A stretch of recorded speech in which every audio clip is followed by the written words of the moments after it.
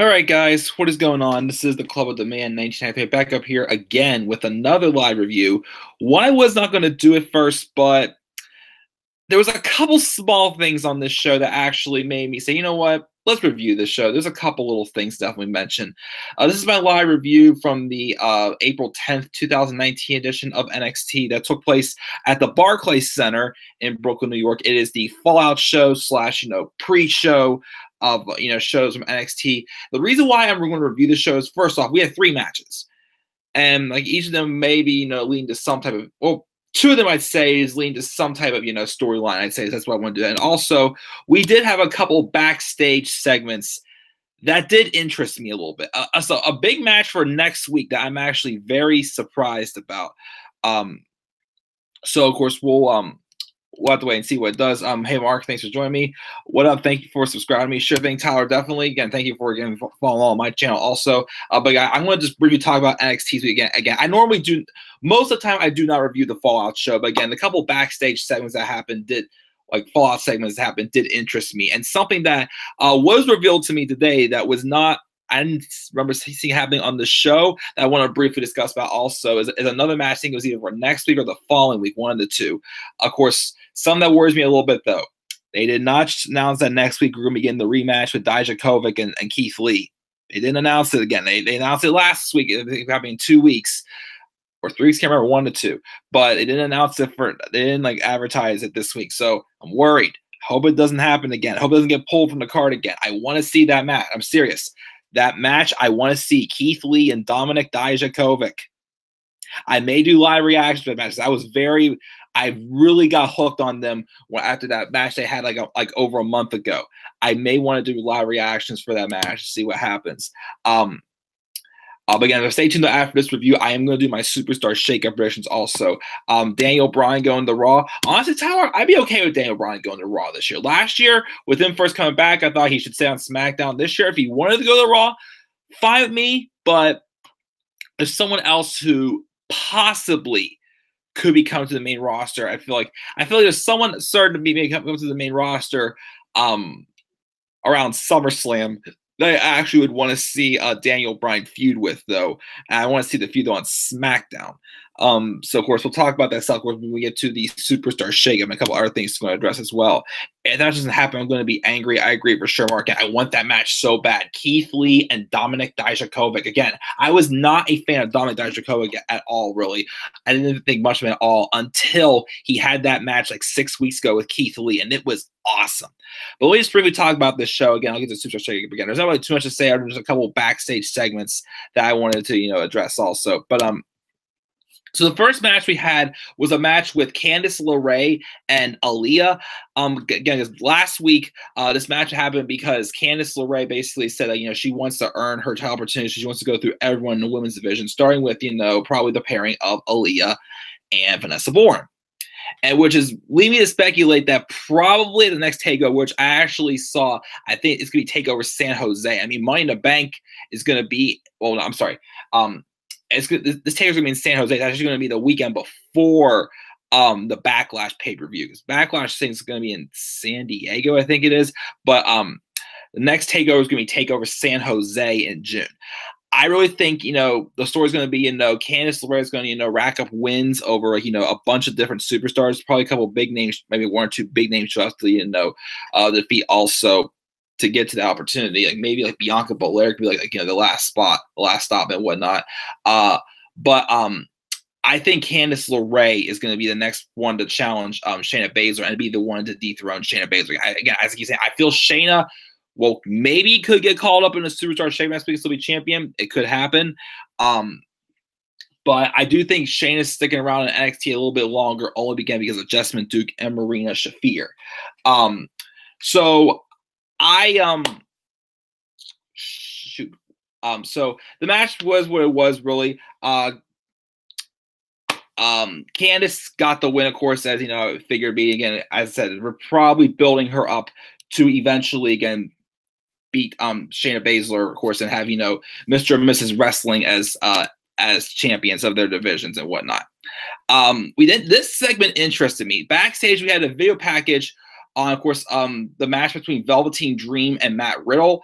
And then we see some segment backstage when, Buddy Murphy and Velveteen Dream kind of got into a little bit of a scuffle as well at like the WrestleMania Access, like backstage at WrestleMania Access or something like that. I can't remember exactly what it was, but they got a little bit of a scuffle with each other. Of course, he says, you want to see a show stealer, watch Velveteen Dream and Matt Riddle. And he says, oh, by the way, where's your championship? And then it was announced later on that next week we're going to be getting a match for the North American Championship between Velveteen Dream and Buddy Murphy. So kind of interesting there. I mean, I don't know if Buddy Murphy's going to come back to NXT or whatnot. I mean, personally, I feel he should go to another brand, which I will share in my Superstar Shakeup predictions for sure.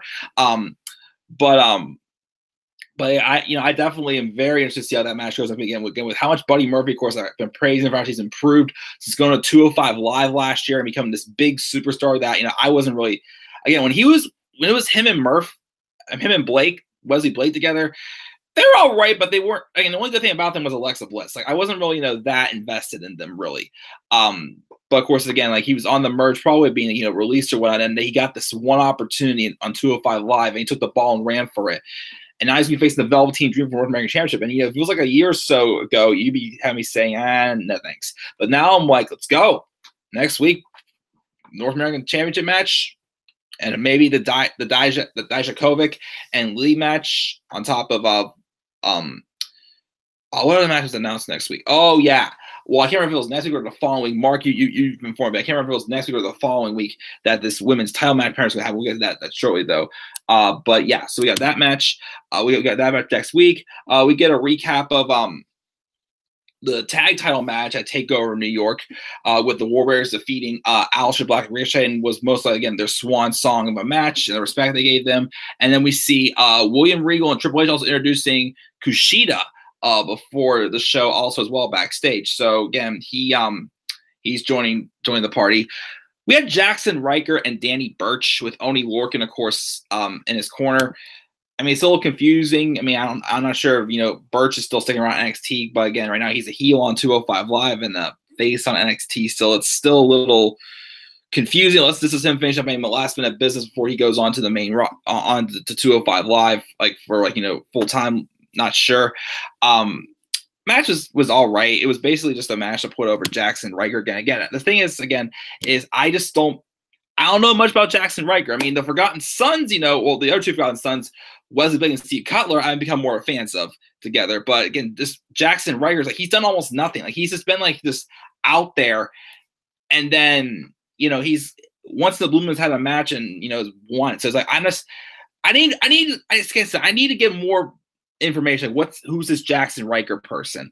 But he beat Danny Burch after, of course, both Lorcan and Burch got beat down in a post-match brawl. We then get a recap of the Fatal 4-Way women's title match at TakeOver New York, and then afterwards, she's interviewed and she basically just tells Sarah Schreiber that she's never losing the belt. Let's see here. Mark is surprised that Vanessa didn't get involved, and the episode of SpongeBob and Squidward destroyed Mr. Krabs' thing. We're talking about, not sure can't remember which episode that was, Tyler, but I'm trying to think. The only I can think of was whenever was the dime and whatnot. But let me double check again. The message you sent me earlier, Mark, about this championship match. Is it next week or the following week? Let me see here. Okay, loading up here. Just trying to get this right of which when this is happening. Since we're talking about the women's talent, it wasn't addressed on the show. Come on. I think it's next. Sounds like it's next Wednesday. But so apparently, it was announced today that next week, next week, Shayna Baszler is going to have another NXT Women's Championship match, but this time against Kairi Sane. And if Kairi loses, she will no longer be able to have any more women's title opportunities. Okay, but why though? Like, I know Kairi kind of got into this match, to that Fatal 4-Way, like Again, Io won. Bianca had something she felt left to prove, and somehow Kairi got involved in it also. But why is Kairi getting an opportunity at the title though? Unless this is teasing her final match in NXT. I do feel like at this point, what does Kairi have left to do? I mean, I'd say if Sasha and Bayley still have the tag titles, I really want to see Sasha and Bayley defend them. Heck, if Sasha and Bayley still had them, they could have been defending them in Bayley's hometown of San Jose. Them and the Sky Pirates could have been defending them right there in Bayley's hometown, but now they don't have the titles anymore, which of course we'll talk about that a little bit in the Superstar shakeup. But why though? Why is this happening? I'm not sure. So we'll see what happens with that next week.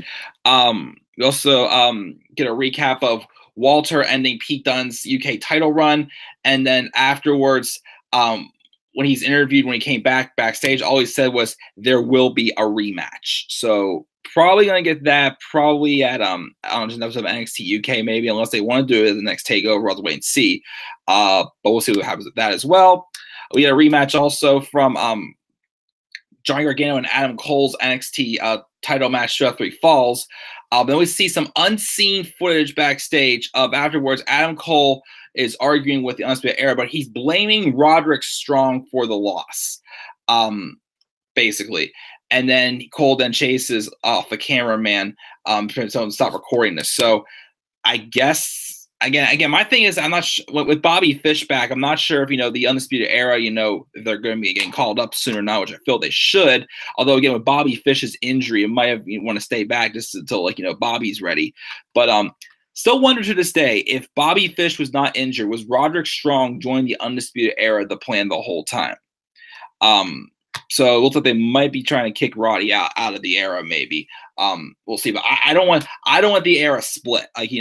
This they need to have a run on the main roster together. Whether it's there's the 3 of them with Roderick Strong with them. One in some ways it's going to be either one, but either way, it's still been a good run for Roderick Strong with the Era to give him some gold in NXT. But we'll see what happens. But the main event was actually a fun tag match with the Street Profits and one of my favorite upcoming teams. Well, both these are two of my favorite teams, but one of my favorite upcoming teams for sure is Marcel Barthel and Fabian Eichner. Pretty fun, high-flying, fast-paced tag match, and the Street Profits would get the win. Of course, the last pay-per-view, pre-show, Fallout show, the Street Profits lost to Forgotten Sons, and they seem recently to have been teasing a little bit like a heel turn for the Street Profits. Still could happen, and I think if anyone, they might be the team to eventually dethrone the War Raiders if they do go with the heel turn. I think they might do soon. We'll wait and see, of course, in the upcoming weeks, what route they go with them. But I feel like the Street Profits, I think, are finally getting a more serious push and be in the more serious tag title contention. In the next couple of months for sure. But I'll give this episode of NXT a B-. I mean, I was gonna give it a C+, but that tag match I thought was pretty fun, so I'll give it a B-. Let me see here. If I missed the mixed match challenge, I have AJ Styles and Charlotte, Braun, Alexa Bliss, Roman and Nia, Jeff Hardy and Becky, be interesting. Seth and Sasha for season 2. If I book it, well, season 3. A kid tried to RKO his principal. That's crazy. I was talking about when SpongeBob thinks Mr. Krabs is a robot. Oh yeah, I love that episode. Crabborg, whatever it's called. Shouldn't it be Bianca or Io getting a shot at the women's title? I agree. Why is it Kairi though? Well, I mean, maybe Io because she's pinned Shayna and Bianca tapped out last time. Don't put Brock on SmackDown for sure. There's a rumor that Roderick is supposed to be leaving the Undisputed Era, which may happen. Mark gave NXT a B+. And he also says, let Brock leave WWE for sure. Get him out. But guys, that's all I'm going to say about NXT. Again, not much really to say about it. It was just a recap show. But again, I just wanted to, kind of share a couple of those backstage segments also. I'll be live back up here in a couple minutes to do my Superstar Shakeup predictions, which will be my special live stream of the week. I'll be back here just a couple minutes for that. So until then, guys, have a great few minutes. I'll see you back up here very shortly. Peace out, everybody.